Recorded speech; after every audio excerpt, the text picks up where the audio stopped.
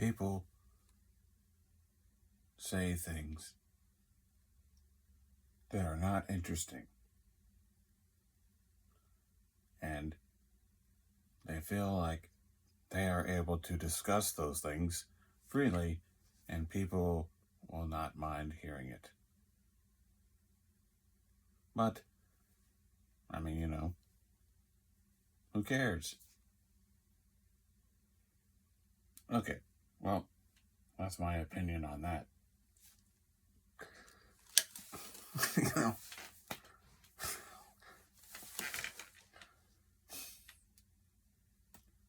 gosh, I'm always disappointed in myself. But I'm confident in my opinion, so, it's my opinion. I stick with it. It was kind of generalized. I guess I can get more specific. Let's see. Okay, so if somebody's telling people random information about themselves, and the people don't want to hear it or think it's boring, well, that's probably true. But the person is confident in it, and,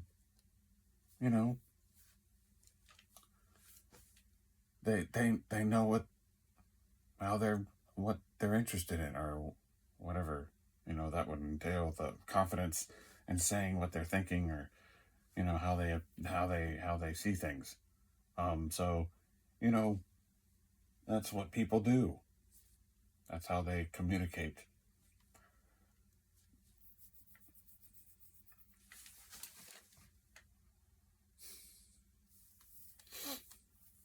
Yeah, people do communicate that way. They sit there and they just think about things, and then they express their opinion after seeing that it's, making them feel better about themselves. That's, of course, the opinion might not be accepted or agreed by others, and then so that could create a negative impact on the person's actual psychological mindset. But that's that's understandable, because the person might have an opinion that they agree with that is not very popular with other people. So, yeah, I think I cleared that thought process out.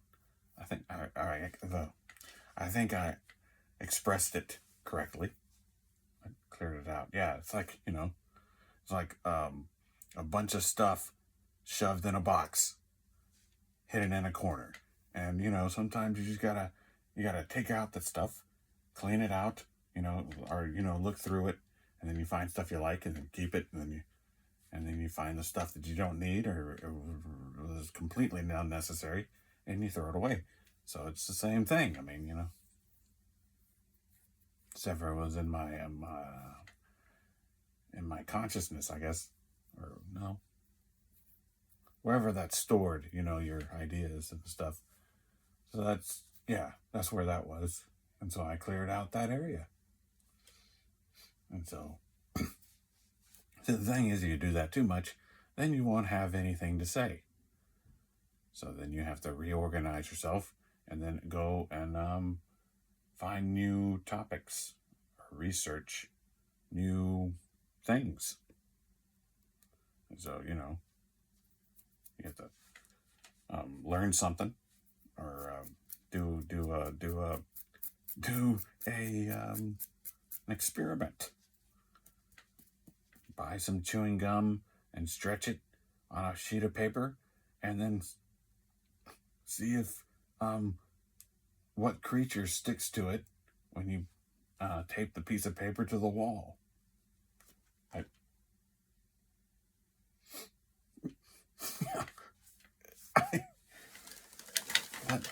That's actually I think that's something people should do. Don't do that. I don't know. Yeah, sure, do it. you know, what are you gonna do? Like,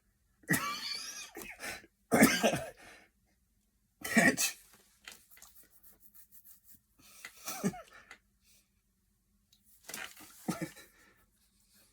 I'm sorry. What are you gonna catch? A mouse or something? I mean, you're not gonna catch a mouse. You're not gonna catch your dog stuck to the wall.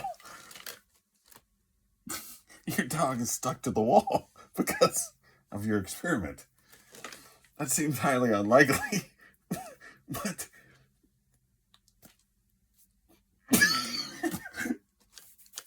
okay.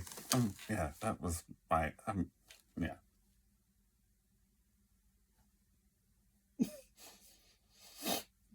Okay. Well, I mean, yeah, that's well. So then you would have that information, and then it would be in a box eventually because you'd forget about it, and then if it, one day you'll just remember it. But some people might take pictures or something because that'd be unusual if your dog was, stuck to your wall. So that would be interesting. You could probably put a video of it, or people now post it online, so they would be doing that, and then it would become a trending thing. So then everybody would be doing it. Then your poor dogs. Don't do that. It's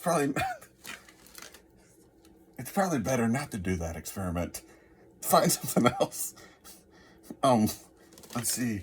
Maybe that experiment is a bad idea because then your dog is gonna have gum in their hair, and you know terrible things would happen. All right. Well, I mean, I don't think it'd be terrible. I guess it depends on how much gum you used. That would be a lot. You would have to use like a full body sized flat surface of gum, which would take a lot of chewing, or however you would do it.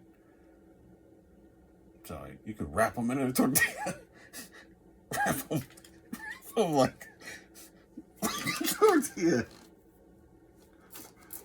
No, I'm sorry. I said that didn't make any sense. I said you could wrap them up in the chewed mat, or chewing gum mat, as if they were in a tortilla. But that would be a bad idea too, because that would really hurt their hair and probably rip it out of their skin. So I would don't do that. That would be bad. Please don't hurt animals. Okay. No, okay.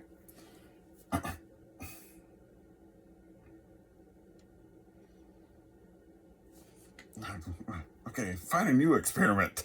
Okay, what's another one you can do? You can trace your hand and then shape it into an airplane the way it, like, to make it look like your hand, I guess. Is that what that would work? I think so. I don't know, you trace your hand,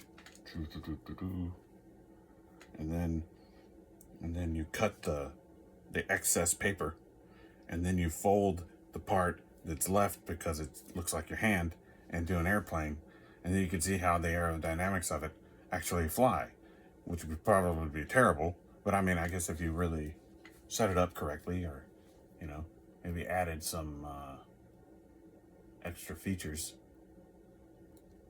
like some bonus options, and then you could sell them, and you can have different, like, um, versions of your hand plane. That's not really an experiment. That's more of like a project. But I guess, that would also give you information that would be stored in your head in a box. And then later, you go back and you're like, oh yeah, I did that. So you can do that too.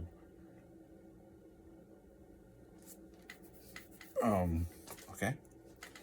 All right. Well, and then what else? Okay. I don't know what else. What is another thing you could do when you're sitting in a room with just a book? Okay. Well, I guess you would probably do something with the book. I mean, there's the typical things people do with books. But then you could sit there and you just stare at it. I mean, that really wouldn't be that constructive. But sometimes, you might find information by not actually learning about the book. If you might learn stuff, the anti-information, like the information that isn't in the book, would be what you're collecting. Because maybe you create perspectives that you would imagine would be in the book or something, and it's completely off. And so you've created a completely different version of the book, and then you can write your own book. Of course, you don't have paper, so you'd have to manufacture some way of writing. And then in the room,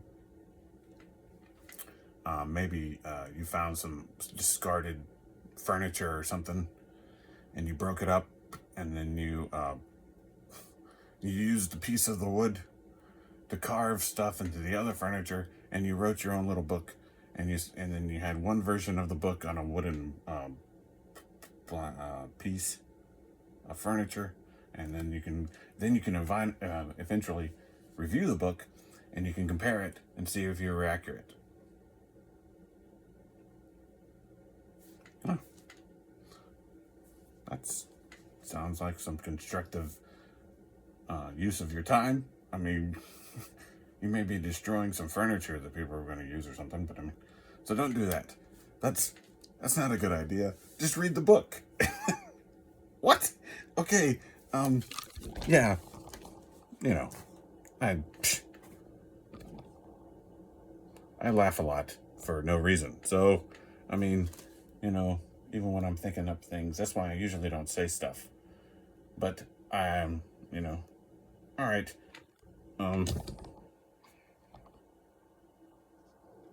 Thank you for not watching.